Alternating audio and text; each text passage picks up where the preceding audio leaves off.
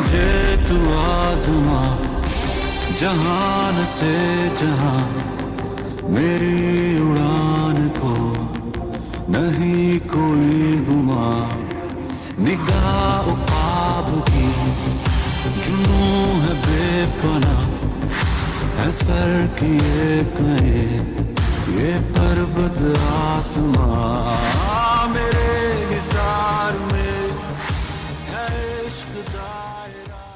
अस्सलाम वालेकुम नाजरीन, प्रोग्राम हीरोज ऑफ केपी के साथ मैं हूं आपकी मेज़बान अनमोल शिराज।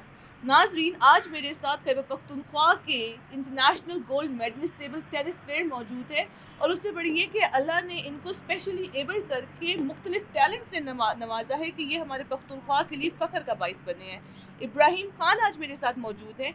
इनसे हम जानते हैं कि क्या मोटिवेशन थी टेबल टेनिस की तरफ आने की और पख्तूनख्वा का नाम कितना इन्होंने फ़ख्र से ऊंचा किया। अस्सलाम वालेकुम।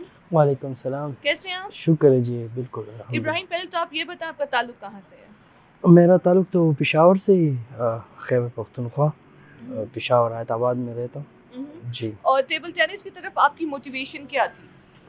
टेबल टेनिस के स्कूल की टाइम से क्लास 3 से तकरीबन टेबल टेनिस का शौक़ हुआ था। फिर कयूम स्टेडियम गया, वहाँ पे ज्वाइन किया एज अ ट्रेनिंग करते करते। फिर प्रोफेशनल एक वहाँ पे प्लेयर्स को देख के, इंटरनेशनल जो प्लेयर्स थे उससे काफ़ी मतलब फहद था, ये सारे उससे बहुत वो हुआ था ना, तो एक वो के मुल्क के लिए कुछ करूँ।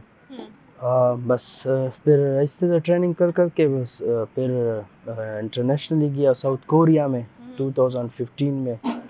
वहाँ पे पैरा गेम्स थे, उसमें भी पाकिस्तान के लिए गोल्ड मेडल जीता था जी। हम लोग अमूमन देखते हैं हमारे माशरे में जो स्पेशली एबल्ड लोग होते हैं वो अपनी मोटिवेशन या अपनी हिम्मत, अपनी विल पावर कहीं ना कहीं हार जाते हैं। आपके अंदर ये कहाँ से हिम्मत आई कि मुझे एज स्पेशली एबल्ड पर्सन बेचारगी में नहीं जाना, मैं नहीं चाहता कि कोई मुझ पे तरस खाए, मैं उनको अपना आप मनवा के दिखाऊं? क्या वजह थी? इसकी वजह तो मेरे वालिदैन थे कि उसने मुझे बहुत सपोर्ट किया था, और वही जो मेरी अम्मी ने काफ़ी मुझे यही मतलब मैं जहाँ पे भी जाता था तो वो काफ़ी मुझे पैसे भी देते थे, और ये कि मतलब ये कुछ ये इस एहसास में ना जाए कि मैं माजूर हूँ या कोई हो। अक्सर मैं बसेस मतलब आम पब्लिक ट्रांसपोर्ट में जब सफ़र करता था तो उसमें बहुत काफ़ी लोग मेरा वो किराया देते थे, और ये तो ये अम्मी बताती थी, हाँ, तो अम्मी बताती कि ये चीज़ें मतलब आप इससे वो ना हो जाओ ना कि आप खुश हो जाओगे कि चलो मेरा किराया दिया, ये तो काफ़ी इसकी सारी क्रेडिट मेरी अम्मी को जाती है। और फिर जब बाद में आता तो बाहर देखता था मुख्तलिफ लोग जो काफ़ी माजूरी के शिकार थे, उसको देख के तो मुझे अभी आज तक ये महसूस ही नहीं हुआ कि मैं मतलब मेरा हाथ नहीं है या मैं माजूर हूँ। मतलब इंसान जो कुछ करता है ना वो उसके दिमाग से होता है। सही। तो जो बंदा ये कहते कि उसका हाथ नहीं है या ये इस तरह, ये तो मतलब वो खुद उसका मतलब वो मेंटली माजूर है, जी, मेंटली डिसेबल्ड है। Mentally disable. आपकी कितनी एजुकेशन है? एफएससी की। अच्छा, एफएससी करने के बाद पेरेंट्स ने ये प्रेशर नहीं आपको डाला डॉक्टर बन जाओ, ये कर लो? पेरेंट्स के ऊपर ये अमूमन तो प्रेशर होता है हमारी सोसाइटी में, या सीएसएस कर लो। किस तरह उन्होंने आपको स्पोर्ट्स की तरफ आने दी है? अबू ने तो काफ़ी वो किया था कि फिर मतलब मैंने सिविल इंजीनियरिंग भी वो कॉलेज से डिप्लोमा किया था ना उसमें, लेकिन फिर मेरा शौक़ था बचपन से स्पोर्ट्स का, और मैंने कहा कि मैं स्पोर्ट्स में आगे जाऊंगा और मुल्क का नाम रोशन करूंगा। ये आप ज़रूरी नहीं कि आप मेडिकल करके तो आप कामयाब हो जाओगे, ज़रूरी नहीं कि आप इंजीनियर बन जाओगे, मतलब आप एक अच्छे प्लेयर भी बन सकते हो, जैसे आप क्रिकेट में देखते हो और स्पोर्ट्स में देखते हो। तो ये जो जानशेर खान है स्क्वाश में, इस तरह टेबल टेनिस में भी बड़े बड़े प्लेयर्स यासीन कुरैशी वगैरह, तो इन्होंने स्पोर्ट्स में वो किए। तो मतलब इंसान जो कुछ करना चाहते तो कर सकते हैं एक फील्ड। क्यों टेबल टेनिस, कोई और स्पोर्ट्स क्यों नहीं? था तो क्रिकेट। अच्छा। स्कूल टाइम में क्रिकेट खेलता था, फिर वहाँ पे दोस्तों के साथ खेलता था, और फिर किसी ने कहा कि ये टेबल टेनिस बहुत मुश्किल गेम है और आप ये नहीं कर सकते हो। हौसला पस्ती किया लोगों ने। तो फिर एक वो आया हुआ कि जिद आया हुआ कि नहीं अभी तो मैंने करना है, करके दिखाऊंगा। जी करके दिखाऊंगा, तो उस वजह से फिर टेबल टेनिस में। और आपने पख्तूनख्वा का नाम कहाँ कहाँ रोशन किया है? खैबर पख्तूनख्वा का नाम तो जो ऑल पाकिस्तान गेम्स होते हैं एबटाबाद में, उसमें भी काफ़ी मेडल जीत चुका हूँ। फ़ख्र पख्तूनख्वा अवार्ड भी मिला है मुझे। जबरदस्त। फ़ख्र पेशावर भी 3-4 दफ़ा मिला है अवार्ड्स। काफ़ी अवार्ड्स मिल चुके हैं। और खैबर पख्तूनख्वा का नाम तो काफ़ी जगहों पे इंटरनेशनल कौन सी सतह पे आपने नोटिस किया, और जो गोल्ड मेडल आपने हासिल किया उसके पीछे क्या कहानी है? वो तो कोरिया में फर्स्ट इवेंट था मेरा इंटरनेशनल कैंप था, उससे बहुत काफ़ी कुछ सीखा है। और उसके बाद मुझे मतलब टेबल टेनिस का शौक तो वैसे भी था, और उसके बाद काफ़ी वहाँ पे इंटरनेशनल गया, वहाँ पे लोगों को देख के तो काफ़ी मोटिवेट हुआ, उससे बहुत कुछ सीखा। फिर आया इधर उस पर वर्किंग कर कर करके अभी रिसेंटली मैं एशियन गेम्स में गया था चाइना में। वहाँ पे भी अच्छा परफॉर्म किया था, लेकिन वहाँ के जो आप टेबल टेनिस जापान, चाइना और इन कंट्रीज़ का कौमी खेल है, तो काफ़ी वो मतलब मेरा जो फर्स्ट टफ मैच हुआ था जी टफ मैच हुआ था। सही। हम लोगों ने ये देखा कि ये जो गेम्स होती हैं ये स्पेशली पर्सन्स के लिए मुख्तलिफ होती हैं, इन अ सेंस कि आप special person will compete with a special person, या आप एक नॉर्मल पर्सन के साथ खेलेंगे?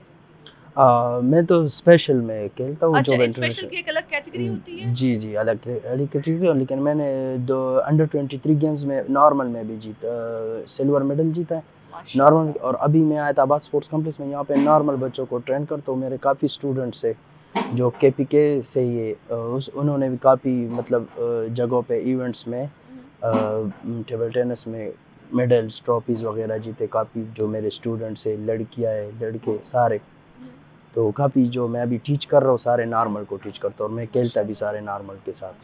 जी। आपने कभी भी अपनी इस ये महरूमी तो नहीं है, इसको कभी महरूमी समझा भी नहीं है आपने? नहीं। क्या वजह थी कि इसके इतनी बड़ी मोटिवेशन आपको मिली है कि मैंने इसको महरूमी नहीं समझना, इसकी वजह से मैंने डिपेंडेंट नहीं होना किसी पे, मैं एक इंडिपेंडेंट बनूंगा? यही वह माशरे में जब देखते थे ये नेगेटिविटी थी सारा, मतलब लोगों के जहनों में ये होता है कि अब ये क्या करेंगे और ये तो कुछ भी नहीं कर सकता, ये तो इस वजह से मैं यहाँ पे कोचिंग के लिए भी आई हूँ नॉर्मल लोगों में। इसी वजह से आई हूँ ताकि यहाँ पे जो लोग आते वो देखते तो मतलब उसको ये ना हो कि इसका हाथ नहीं तो ये कुछ भी नहीं कर, वो भी काफ़ी मोटिवेट होते हैं मुझसे देख के ना कि ये कर सकते तो हम क्यों कुछ नहीं कर सकते।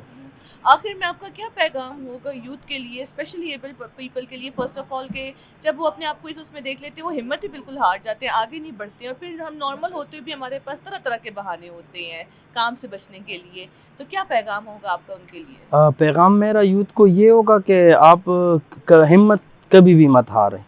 मतलब आप जिस फील्ड में भी हो तो आप हिम्मत ना हारे। इंसान जो भी फील्ड से मुखलिस होता है और ईमानदारी से होता है तो वो किसी फील्ड में भी नाकाम नहीं होता है। स्ट्रगल ज़रूरी होता है, और स्ट्रगल में हिम्मत हारना मतलब नहीं हारना है। अभी हमारे जो ज़्यादातर लोग ये भी है, वो स्ट्रगल कर कर के फिर मायूस हो जाते हैं ना, साइड पे होते कहते हैं कि बस अब नहीं होगा। वो एंड पॉइंट पे आके मतलब उसका जो सक्सेस का वो स्टार्ट होता है, सही। लेकिन वो उधर वो स्किप करते हैं क्योंकि सही। वो हौसला हार जाते। तो मेरा मैसेज यही है कि हौसला कभी भी मत हारे। मतलब कामयाबी जो आप स्ट्रगल करते हो कामयाबी ज़रूर मिलती है। और वालिदैन के लिए ख़ुसूसन क्या, क्योंकि वालिदैन तो एक मैं कहती हूँ सपोर्ट सिस्टम होता है, उनके सपोर्ट से ही हम सब कुछ कर सकते हैं। कभी कभार वालिदैन भी हमारा साथ नहीं देते, तो उनके लिए क्या पैगाम होगा? वालिदैन के लिए ये पैगाम है कि वालिदैन अक्सर यही सोचते हैं ना, जब उसके बच्चे जाते स्पोर्ट्स में, चाहे वो क्रिकेट में जाते कौन सी गेम में भी जाते, तो उसके जहन में ये होता है कि मेरे बच्चे का वो पढ़ाई ज़ाया हो रहा है, ये हो रहा है। मतलब वो वही सोच रहे जो विलेज में बच्चे सुबह निकलते शाम को आते थे, टाइम वेस्ट करके क्रिकेट खेलते थे। और तो जो प्रोफेशनल एकेडमीज होते हैं और जो प्लेयर्स होते हैं ना, तो वो इस तरह नहीं होते, उसका भी एक टाइम टेबल होता है। वहाँ पे भी जो सारे आते सारे एजुकेटेड ही आते हैं। अभी जो मेरे एकेडमी उसका प्रॉपर एक टाइम टेबल है कि हम एक घंटा प्लेयर का ये टाइम होगा, चलो आपका कारी आते तो आप जाए, ये आपका टाइम होगा, हम चेंज करते हैं। इस तरह नहीं कि हम बच्चे को कहते कि आप सुबह आ जाए और शाम जाए अपना स्कूल पढ़े, यानी। लेकिन वालिदैन के जहन में अक्सर यही सवाल आते हैं ना कि मेरा बच्चा जब खराब कर देगा। जी, तो मेरा यही मैसेज है वालिदैन को भी कि आप स्पोर्ट्स ज़रूर करें, ये भी एक हेल्थी एक्टिविटी है। जब आपके बच्चे घर में बैठ के पढ़ के उसका दिमाग इतना वो हो जाता है कि वो कल कामयाब भी हो जाए ना, तो उसके जहन में मतलब बहुत टेंशन होता है। तो उसके लिए यही मैसेज है कि अपने बच्चों के लिए स्पोर्ट्स एक्टिविटी 1 घंटा 30 मिनट 20 मिनट जब आप उसके लिए ट्यूटर का टाइम निकालते हो, कारी का टाइम निकालते हो, जो भी, तो आप उसके लिए स्पोर्ट्स का भी टाइम निकाला करें ताकि आपके बच्चे हेल्थी हो और हेल्थी लाइफस्टाइल मतलब जो एजुकेशन करते जो स्टडी करते हैं ना उसके लिए फ्रेश माइंड की ज़रूरत होती है। बहुत तो उसकी शुक्रिया जी। इब्राहिम साहिब इसके लिए।